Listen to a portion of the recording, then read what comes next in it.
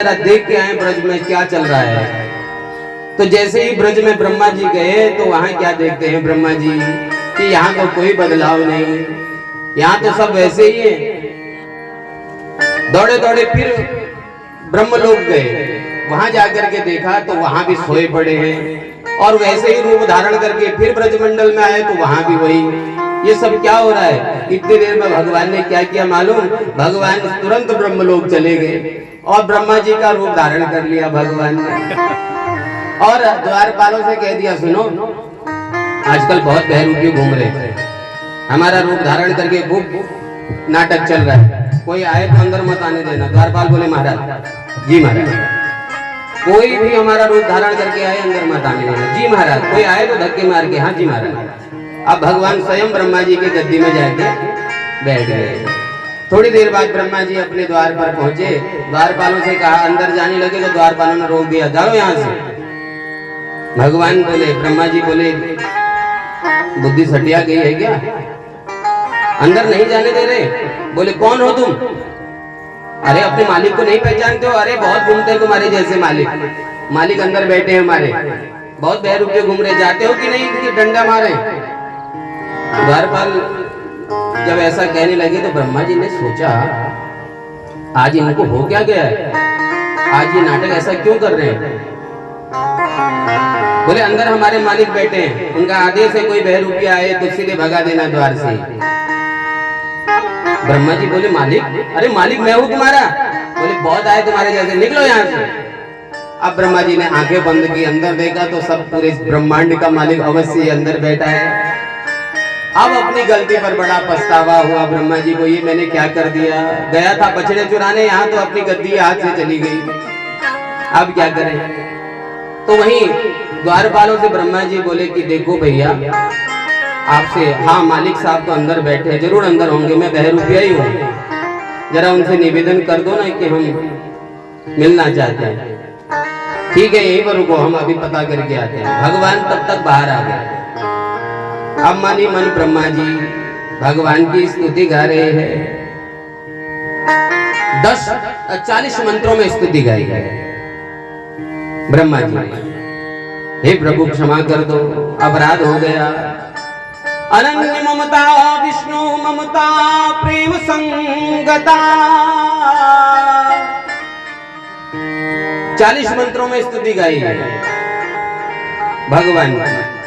40 मंत्रों में स्तुति गाई तो भगवान ने क्षमा नहीं किया और अपने सखाओं को लेकर के, अपने ग्वाल बालों को लेकर के वापस आ गए ब्रजमंडल में। ब्रह्मा जी को कुछ बोले नहीं, ना क्षमा किया, ना डांटा, ना कुछ, अपने सखाओं को और बछड़ों को लेकर के आ गए। इन ब्रजवासियों के जीवन में जो त्याग है यही सर्वोत्तम भक्ति है, इसलिए मेरे गोविंद उन्हें प्राप्त हो गई।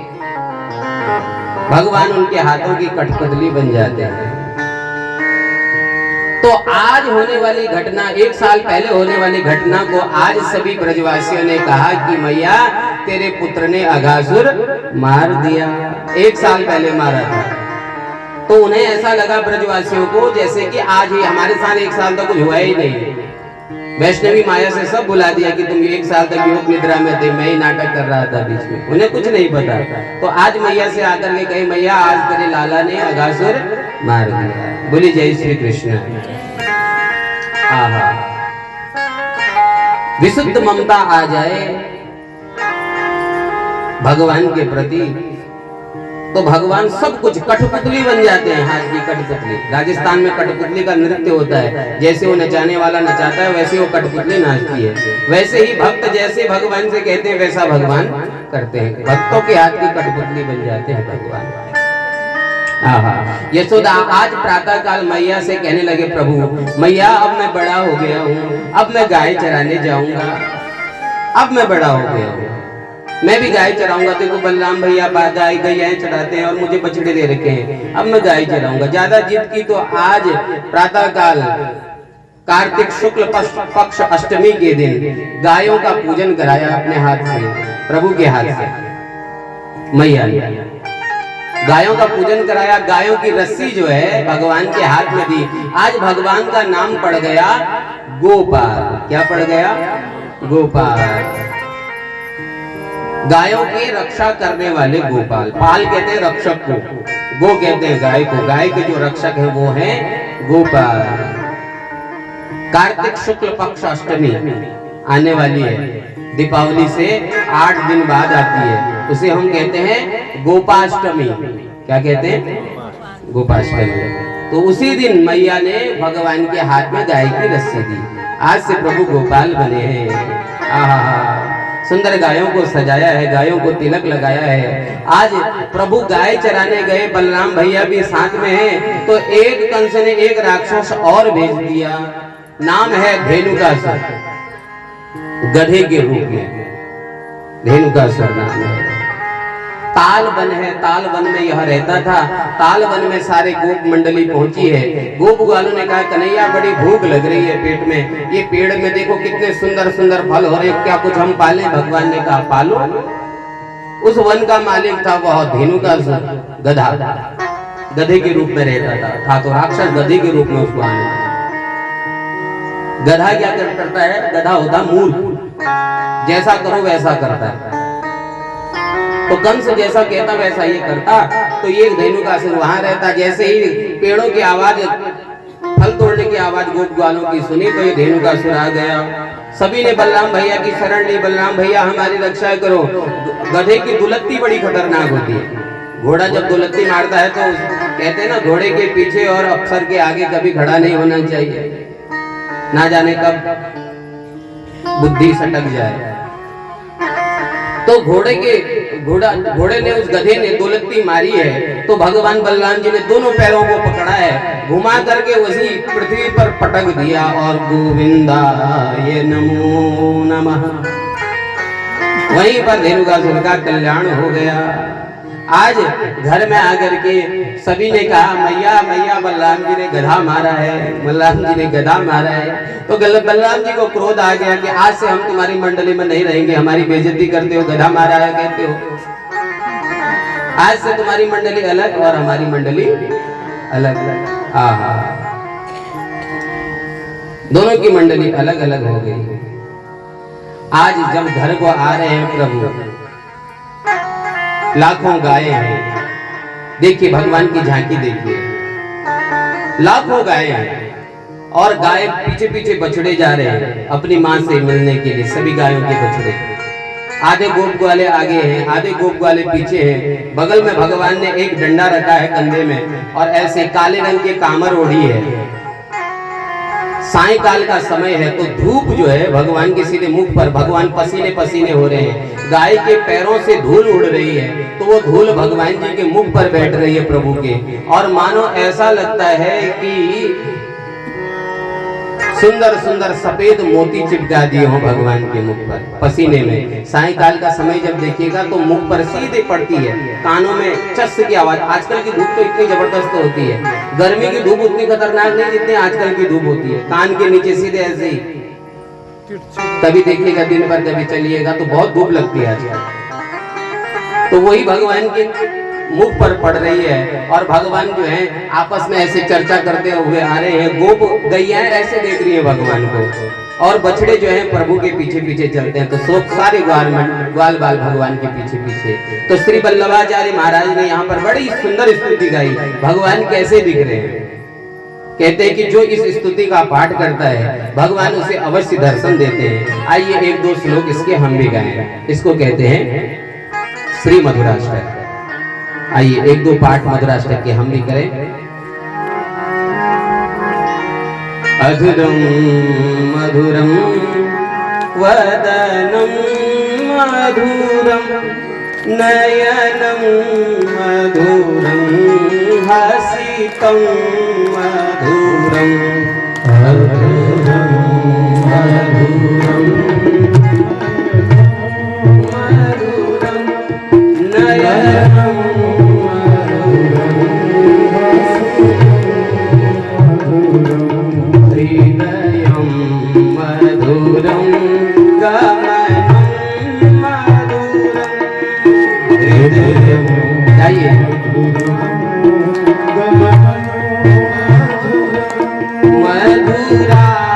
मधुराधिपति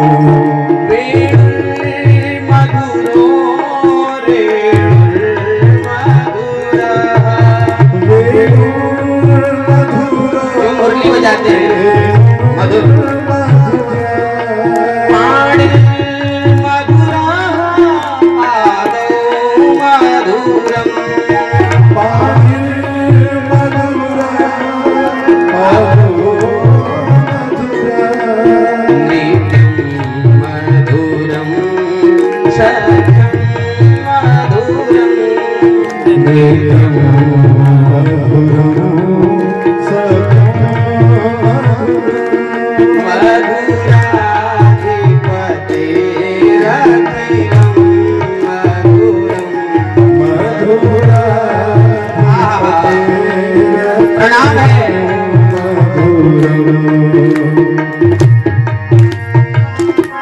हरी हरी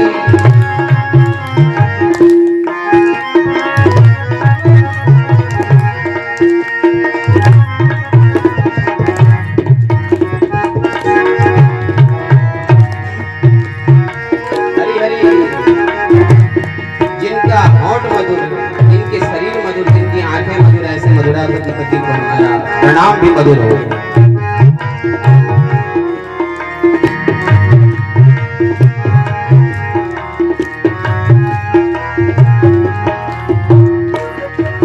गीतम मधुरम पीतम मधुरम मधुरम भूतम मधुरम श्रुतम मधुरम भूतम मधुरम श्रुतम रूपम मधुरम तिलकम मधुरम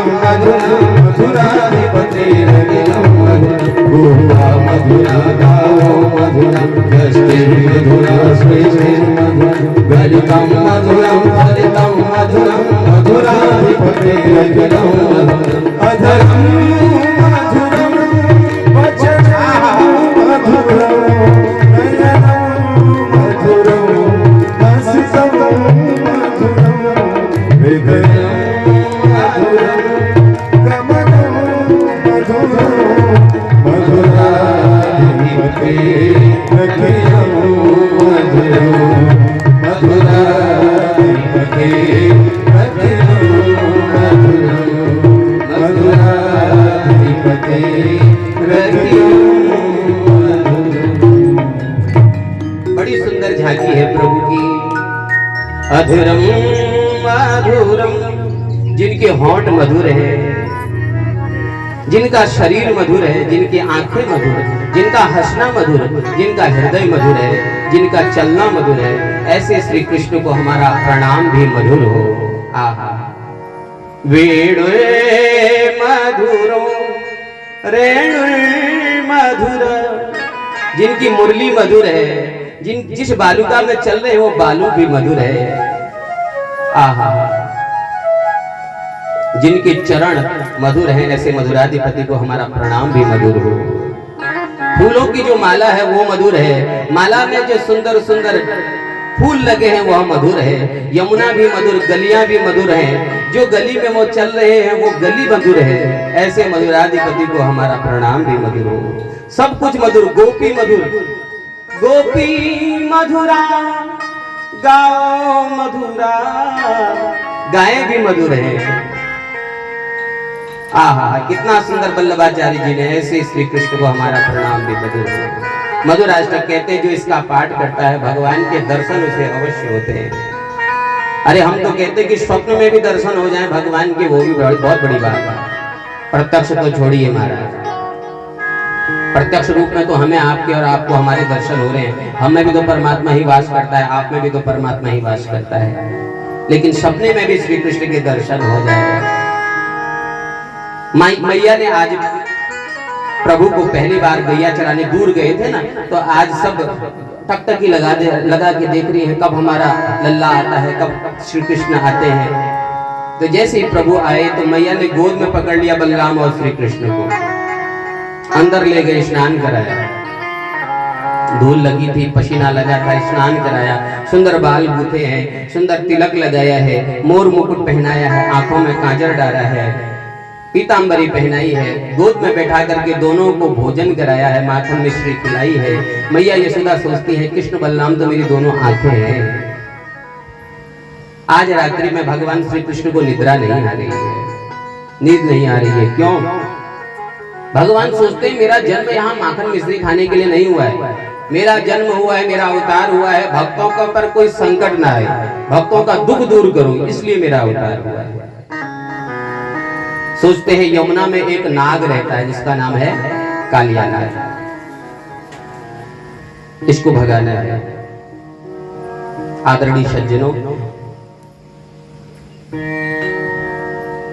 कालिया नाग का प्रसंग हम स्पर्श करके चलेंगे, फिर कभी अन्य कथा होगी तो इसको विस्तार से गाएंगे, क्योंकि बड़ी लंबी हमको दौड़ करनी है और कल का दिन बीच में शेष है। परसों को इस दिव्य कथा की पूर्णाहुति के माध्यम से विश्राम हो जाना है, इसलिए सब कुछ आपको श्रवण करा पाना असंभव है।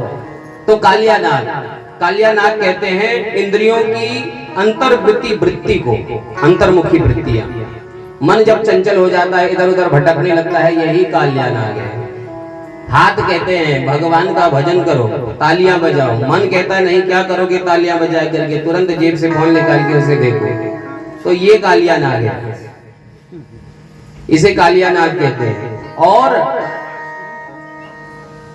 भगवान भक्ति रूपी यमुना में इंद्रिय रूपी कालिया नाग जब प्रवेश कर जाता है, तब भगवान उसी भक्ति रूपी यमुना में प्रवेश करके इंद्रिय रूपी कालिया नाग को दूर भगा करके भक्त की लाज बचाते हैं। बात समझ में आ रही है? भक्ति रूपी यमुना में इंद्रियादि कालिया नाग जब प्रवेश कर जाता है, आप भक्ति में बैठे हैं और इंद्रिय रूपी कान, नाक, हाथ इत्यादि जो इंद्रिय रूपी कालिया नाग है, ये मन को कुछ और इशारा करता है, तो उस समय फिर भगवान भक्त रूपी हृदय में प्रवेश करके कालिया नाग को दूर भगाते हैं, मन पर काबू पाते हैं कि नहीं तुम जिसके लिए कथा सुनने आए हो तो ध्यान पूर्वक कथा सुनो। प्रेम से बोलिए जय श्री कृष्ण। तो ऐसे कालिया नाग को यमुना जी के नदी के अंदर रहता है। भगवान ने क्या किया, कालिया नाग कंदुक क्रीड़ा के बहाने से यमुना जी में प्रवेश किया और कालिया नाग के साथ बड़ा विचित्र युद्ध हुआ है। कालिया नाग की पत्नियां कहती है कि आप क्षमा कर दीजिए हमारे पति को। भगवान फन पर नृत्य करने लगे कालिया नाग के। पत्नियां कहती है क्षमा कर दीजिए हमारे पति को, अपराध हो गया इनसे, और कृपा कर दी आपने इस हमारे पति पर कृपा कर दी। क्यों? क्योंकि जिन चरणों पर बड़े बड़े योगी अपना ध्यान लगाते हैं लेकिन ध्यान लगा नहीं पाते, लेकिन आपने वही चरण हमारे पति के फन पर रख दिए, सिर पर रख दिए। और फन पर चरण ही नहीं रखे, बलि के तो सर पर चरण रखा था, कोई छाप नहीं लगाई थी, लेकिन भगवान ने तो कालिया नाग के फन पर नृत्य कर दिया।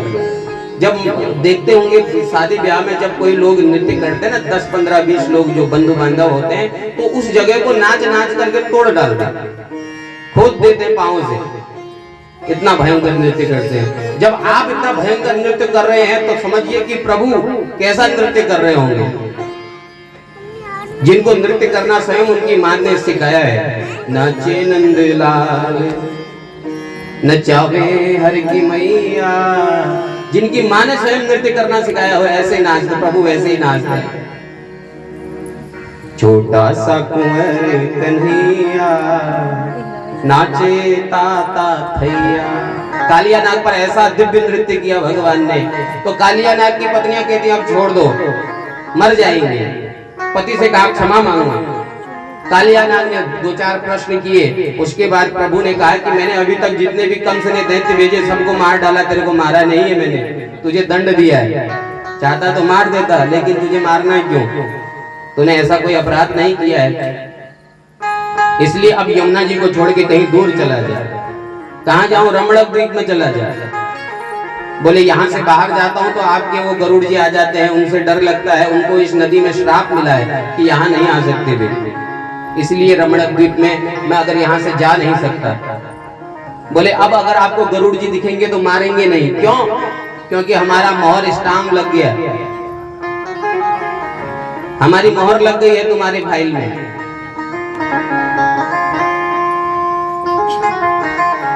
बोलिए जय श्री कृष्ण, प्रेम से बोलिए जय श्री कृष्ण।